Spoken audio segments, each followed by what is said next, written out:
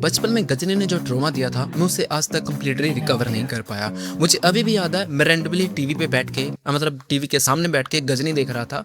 ना मुझे ये पता था कि ये एक्टर कौन है, ना मुझे ये समझ आ रहा था कि मैं एग्जैक्टली देख क्या आ रहा हूँ और क्यों देख रहा हूँ। बस मैं देख रहा था, लेकिन धीरे धीरे ये मूवी मेरे दिमाग में घुसने लगी और सब कुछ परफेक्ट लग रहा था। मैं काफ़ी हुक्ड था इस फिल्म से।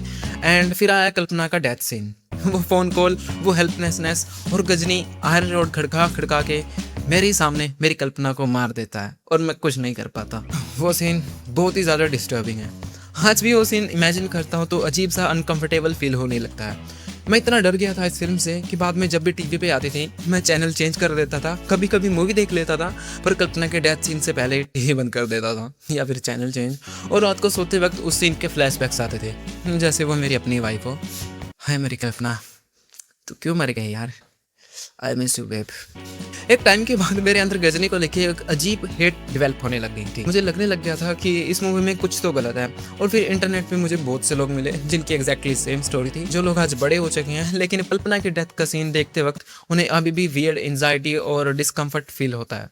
But why? मूवीज में डेथ तो हर दूसरी फिल्म में होती है, पर गजनी इतनी ज्यादा डिस्टर्बिंग क्यों लगती है? क्यों इस मूवी का वॉयलेंस इतना पर्सनल फील होता है और क्यों आज तक इस मूवी को कम्प्लीटली भूल नहीं पाते? सो इसी बारे में आज बात करेंगे। लेकिन अगर सिर्फ वॉयलेंस होती तो शायद ये मूवी इतना हर्ट कभी नहीं करती। इस मूवी ने पहले हमें प्यार फील करवाया, उसके बाद उसको ब्रूटली तुमसे छीन लिया है।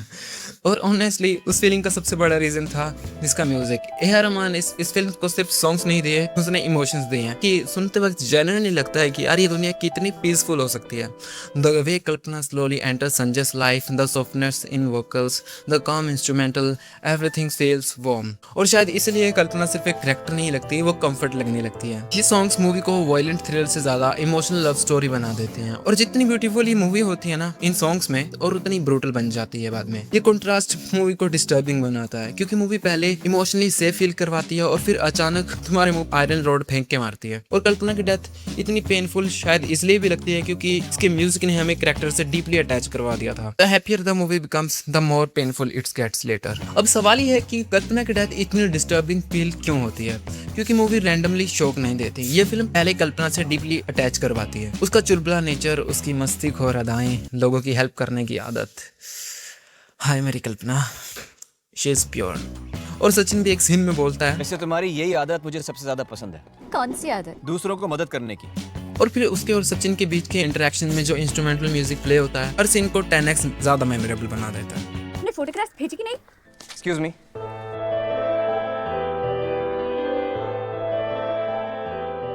ओके सचिन, मैं थोड़ी बिजी हूँ, कुछ होगा तो फोन करूंगी।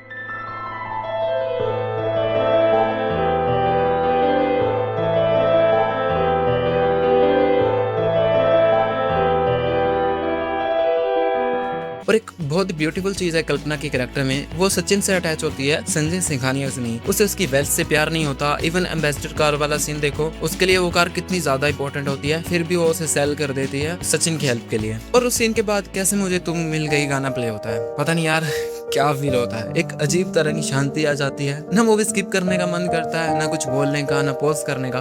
बस लगता है सब थम सा गया है, सब कुछ इसी मोमेंट में समा गया है और यही पीस लेटर जाके ट्रॉमा बन जाती है। क्योंकि मूवी तुम्हें पहले इमोशनल कंफर्ट देती है और उस कंफर्ट को ब्रूटली तोड़ देती है। ये लाइन शायद मैं 2 बार बोल चुका हूँ, खैर कोई बात नहीं।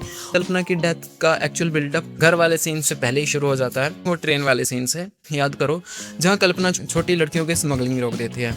टीवी इंटरव्यूज आते हैं, हीरोइक मोमेंट, वैसे ये हीरोइन है तो हीरोनिक मोमेंट कहते होंगे मे भी इसको। और ऑडियंस को फील होता है चलो यार सब ठीक है, सब चिल है, परफेक्ट है, इसने लड़कियों को सेव कर लिया। बट देन हॉस्पिटल से कॉल आता है, कल्पना हॉस्पिटल जाती है, टेंशन बिल्डअप होने लगता है यहाँ पे।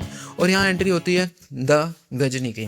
भाई उसकी एंट्री पे जो म्यूजिक प्ले होता है ना, पता नहीं वियर्ड है, डिस्टर्बिंग है, क्रिंज है या लेजेंडरी है, मैं आज तक डिसाइड नहीं कर पाया। But one thing is sure, वो म्यूजिक उस कैरेक्टर को ह्यूमन नहीं मॉन्स्टर फील करवाता है।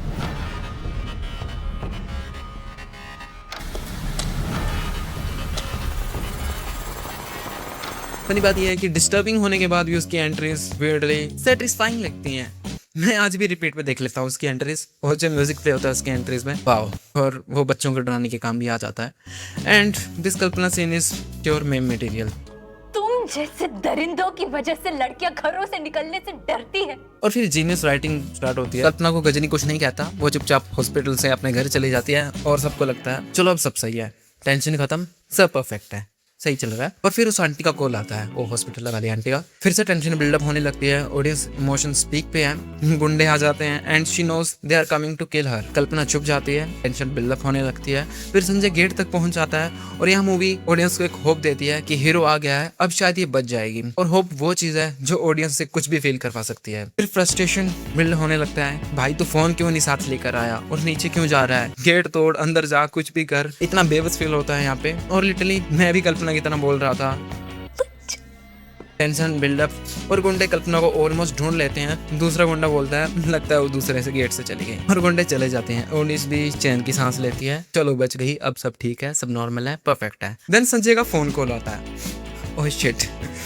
गुंडों को आवाज सुनाई देती है, फिर से टेंशन, फिर से बिल्डअप। म्यूजिक भी सडनली एंजाइटी क्रिएट करना स्टार्ट कर देता है और फिर गुंडे कल्पना को पकड़ लेते हैं और ऑडियंस फुल सपोर्ट में होती है संजय के कि भाई जा, प्लीज जल्दी जा, बचाओ उसको। और सैड पार्ट ये है कि कल्पना इनडायरेक्टली संजय के कॉल की वजह से ही पकड़ी जाती है। मतलब ये सीन बहुत ही क्या ही कहूँ यार इसके बारे में भाई। मतलब उसने फोन किया और उसकी वजह से वो पकड़ी गई। हाँ, काश को बाद में कॉल कर लेता। फिर कल्पना सामने आती है और एक सेकंड के लिए लगता है चलो बच गई। इमोशंस फिर से डाउन हो जाते हैं, ठीक है, और सब लगता है कि अब सब ठीक है, हीरो आ गया है, वो सुरक्षित है, बच गई है। बट उसकी पीठ में जो है ना छुरा खोपा हुआ दिखाई देता है और एक सेकंड के लिए अभी भी लगता है कि काश यार ये थोड़ी सी होप मिलती है कि काश ये अभी भी बच जाए। लेकिन वो आयरन रोड वाला सीन आ जाता है थोड़ी देर के बाद और गजनी जमीन पे आयरन रोड खड़खा खड़खा के कल्पना को ब्रूटली मार देता है। संजय की तरह हम भी स्क्रीन के बाहर बेबस होकर देख रहे होते हैं कि यार ये तो मत करो। और इस सीन का background music too good man, too unforgettable. और इसलिए कल्पना के डेथ आज तक याद है क्योंकि मूवी कॉन्टिन्यूसली ऑडियंस के इमोशन के साथ खेलती है। Hope, fear, relief, tension, relief again and then complete destruction. अगर कल्पना को बिना बिल्डअप के डायरेक्टली मार देते शायद इतना हर्ट नहीं होता। But this movie makes us love her and then destroy her in worst possible way. That's why it still hurts. ये मूवी कंटिन्यूसली हमारे इमोशंस को अप डाउन करती रहती है। हमें लगता है अब ठीक हो जाएगा सब, देन फिर से वो स्पाइक, अब सब ठीक हो जाएगा, देन फिर से एक स्पाइक। सो ये चीज़ें ही हैं जो कल्पना के डेथ को बहुत ज़्यादा मेमोरेबल बनाती है and that's a great writing. And अब बात करते हैं कि why we still can't forget Ghajini. क्यों बचपन की इतनी सारी मूवी देखने के बाद भी एग्जैक्टली ये मूवी दिमाग में चिपक गई। और ऑनेस्टली इसका आंसर सिर्फ मूवी में नहीं हमारे ब्रेन में भी है। देखो बचपन में हम मूवीज़ को ना लॉजिकली कम देखते हैं और उन्हें फील ज़्यादा करते हैं। अगर कोई मूवी हमें हंसा दे तो हम जनरली खुश हो जाते हैं, अगर कोई मूवी हमें डरा दे तो वो डर भी रियल लगता है। और गजनी ने वही किया। इस मूवी में पहले हमें कंफर्टेबल फील करवाया, सॉन्ग्स, कल्पना की इनोसेंस, सचिन और उसके होलसम मोमेंट्स और सब कुछ इतना पीसफुल लगता है कि हम इमोशनली उस वर्ल्ड में घुस जाते हैं। और फिर एकदम से मूवी सब तोड़ देती है। और ह्यूमन ब्रेन स्पेशली शॉकिंग और इमोशनल मोमेंट्स को बहुत स्ट्रांगली याद रखता है, और फियर वाली मेमोरीज और भी ज़्यादा। इसलिए बचपन में जो चीज़ें हमें डीपली डिस्टर्ब करती हैं ना, वो बहुत ईजिली दिमाग में परमानेंटली प्रिंट हो जाती हैं। और सच बोलूँ, मुझे लगता है हम में से बहुत लोगों ने पहली बार हेल्पलेसनेस इसी फिल्म में फील की है, क्योंकि संजय की तरह हम भी बस देख रहे होते हैं और कुछ नहीं कर पाते। बस दुआ करते हैं कि भाई ऐसा ना हो, प्लीज़ ऐसा ना हो, काश ये बच जाए। और वो फीलिंग बहुत हैवी होती है, स्पेशली एक बच्चे के लिए। इसलिए आज भी कल्पना का डेथ सीन या फिर उस मूवी का जो डिस्टर्बिंग म्यूजिक है वो सुनाई देता है तो बॉडी को ऑलरेडी अजीब सा फील होने लगता है, जिससे ब्रेन को पता हो अब कुछ बुरा होने वाला है। और एक थिंग ये है कि टाइम के साथ साथ वही ट्रॉमा नॉस्टैल्जिया बन गया। अब हम उस मूवी से डरते कम है, उसे याद ज़्यादा रखते हैं। उसके सॉन्ग्स, उसका पेन, उसका एटमॉस्फेयर और सब कुछ दिमाग में कहीं परमानेंटली रह गया। और इसलिए शायद ये सिर्फ एक मूवी नहीं लगती, it's feel like a memory from a childhood. एक ऐसी मेमोरी जो अनकम्फर्टेबल भी है at the same time unforgettable too. Bye.